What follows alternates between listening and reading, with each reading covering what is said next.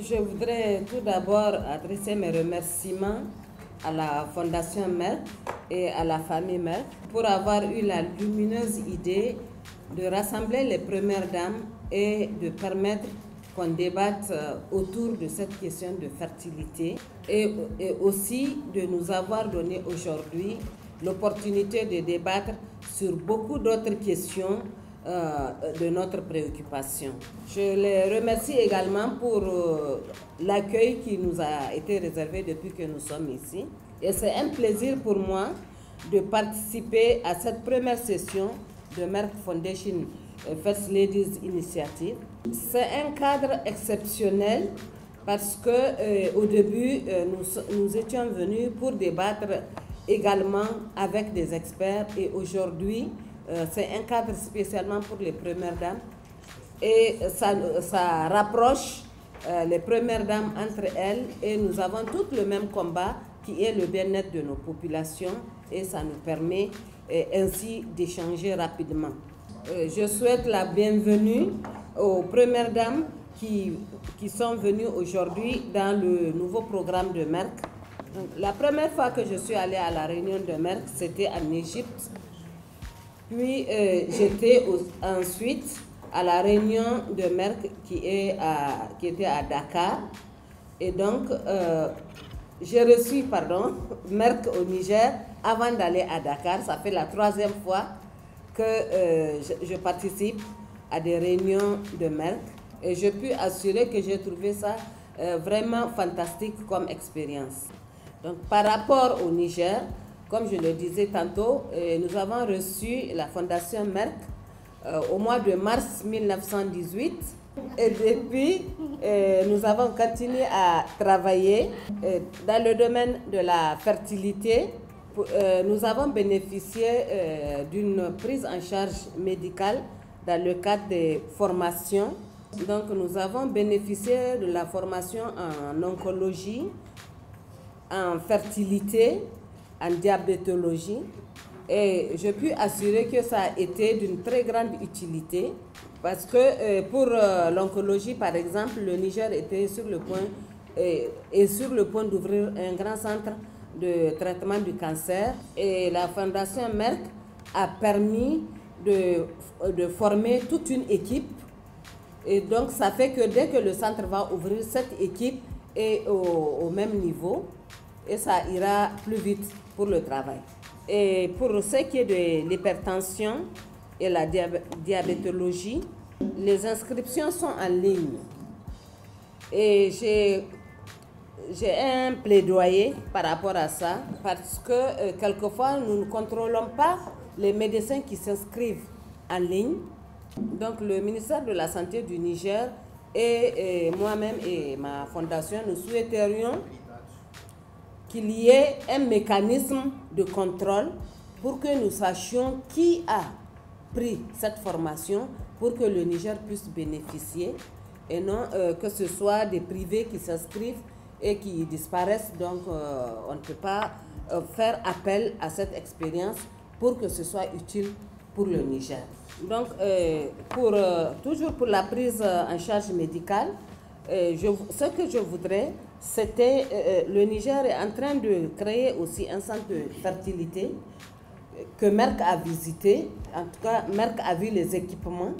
L'État du Niger a donné les fonds pour construire les locaux. Nous voudrions que Merck nous aide à compléter nos équipements et qu'il nous aide aussi à avoir des formations complémentaires pour que le personnel soit opérationnel. Donc ça, c'est pour ce qui est de la prise en charge médicale. Sinon, depuis que nous sommes dans le programme Merck, j'ai eu à le dire à Dakar, nous avons formé des groupes de parole avec des femmes infertiles au niveau de notre fondation. Et la fondation s'appelle la Fondation Gouri Vie Meilleure, que je préside. Et au sein de la fondation, donc, ces femmes viennent et c'est des groupes de parole. Elles sont heureuses de se retrouver entre elles et nous avons constaté que c'est quelque chose vraiment qui les valorise. Je souhaiterais que mes sœurs premières dames prennent en compte cet aspect qui est très utile parce que ça permet de les réunir entre elles et vraiment ça les libère beaucoup. Dans le cas de l'autonomisation des femmes, donc la Fondation Merck nous a aidés à soutenir 6 femmes infertiles. Nous les avons aidées à créer leur commerce et aujourd'hui elles sont vraiment à l'aise avec ça. Ça leur permet de se prendre en charge et je tiens à remercier la Fondation Merck et je souhaiterais aussi que nous continuions à les aider. Bon.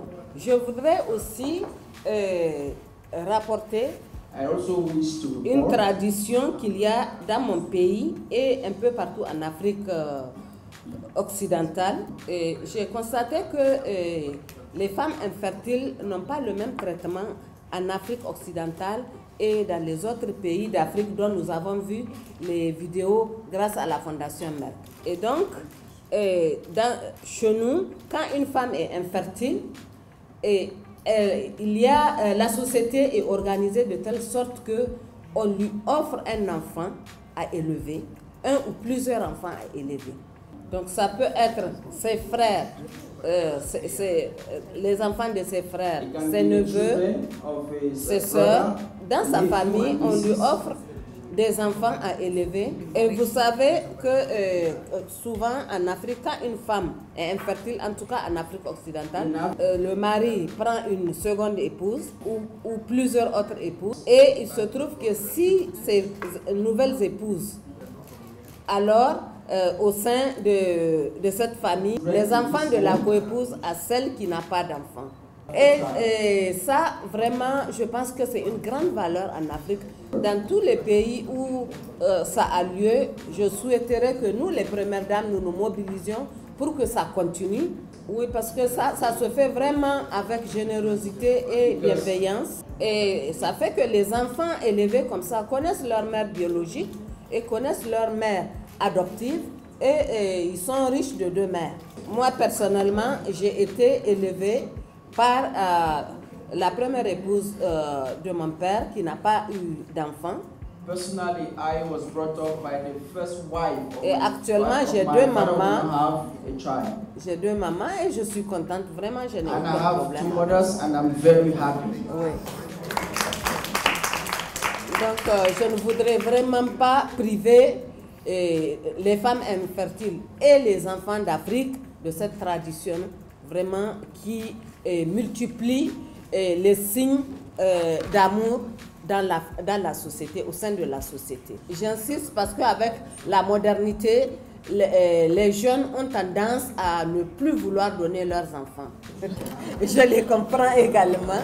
Et c'est pour ça que je dis, dans le programme Merck, certes, nous faisons la lutte contre la stigmatisation, mais je souhaite qu'on mette l'accent sur la prise en charge médicale qui va libérer beaucoup de femmes parce qu'il y a quelquefois où la cause de l'infertilité vraiment peut être rapidement soignée et donc ça sera au bonheur de tout le monde. Donc ça c'est pour l'infertilité et je voudrais aussi dire que le projet qui me tient à cœur et que je voudrais développer avec la Fondation Merck, c'est le projet concernant la formation scientifique en sciences et mathématiques. Vous savez, l'Afrique est un continent en développement. Et pour développer un pays, un continent, nous avons besoin de scientifiques. Nous avons besoin de médecins, d'ingénieurs, d'économistes, etc. On ne peut pas construire un pays sans ce personnel. Et j'ai constaté que dans mon pays, il y a une baisse d'intérêt pour les sciences. Donc voilà pourquoi au niveau de ma fondation, j'ai toujours travaillé pour la promotion des sciences. Donc nous œuvrons dans le cadre de la promotion des sciences au niveau des filles, l'éducation scientifique des filles, l'éducation des jeunes en sciences en général. Nous organisons chaque année une cérémonie dite la cérémonie du prix d'excellence et des mérites du Niger. Et cette cérémonie, c'est une cérémonie qui prime les meilleurs élèves du Niger depuis le primaire jusqu'au baccalauréat et au-delà. Et au sein de cette cérémonie, nous avons décidé de privilégier les étudiants en sciences Donc nous offrons des prix spéciaux pour les scientifiques et nous donnons des prix spéciaux pour les filles pour encourager les filles à fréquenter l'école.